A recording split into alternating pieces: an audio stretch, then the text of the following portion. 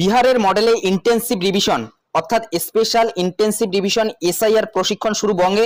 বাড়ি তালাবন্ধ, চারবারে খোঁজ না পেলে নাম বাতিল, অর্থাৎ চারবারের বেশি খোঁজ না পেলে কিন্তু নাম বাতিল করে দেওয়া হবে। সম্পূর্ণ নতুন আপডেট চলে এসেছে। পশ্চিমবঙ্গে এসআইআর শুরু হওয়ার কিন্তু সম্ভাবনা ইতিমধ্যেই তুঙ্গে। কবে থেকে এসআইআর শুরু হবে অর্থাৎ স্পেশাল ইন্টেন্সিভ রিভিশন, সম্পূর্ণ নতুন আপডেট চলে এসেছে। বিস্তারিত জানতে পারবেন আজকের এই ভিডিওর মাধ্যমে। তাছাড়াও বিহারে এই মুহূর্তে 56 লক্ষের অধিক নাম বাতিল পড়ে গিয়েছে। কি কারণে নামগুলো বাতিল পড়ে গিয়েছে, বাংলাতেও কোন কোন কারণে নাম বাতিল পড়ে যেতে পারে সেটাও কিন্তু জানতে পারবেন এই মুহূর্তে। তাছাড়াও নির্বাচন কমিশনের তরফ থেকে কিন্তু সম্পূর্ণ নতুন আপডেট দেওয়া হয়েছে। ভোটার কার্ড, আধার কার্ডকে মান্যতা দিতে হবে, সুপ্রিম কোর্ট ইতিমধ্যেই জানিয়ে দিয়েছে। এই বিষয়ে ইলেকশন কমিশন অফ ইন্ডিয়া কি নতুন সিদ্ধান্ত নিয়েছে সেটাও কিন্তু জানতে পারবেন এই ভিডিওর মাধ্যমে। আদতে কি আধার কার্ড অথবা ভোটার কার্ডকে 11টি নথির মধ্যে ধরা হবে? তাছাড়াও রাজ্যে চালু হয়ে গেল বিশেষ নিবিড় সমীক্ষার কাজ। 2002 সালের ভোটার তালিকা প্রকাশ শুরু করলো কমিশন।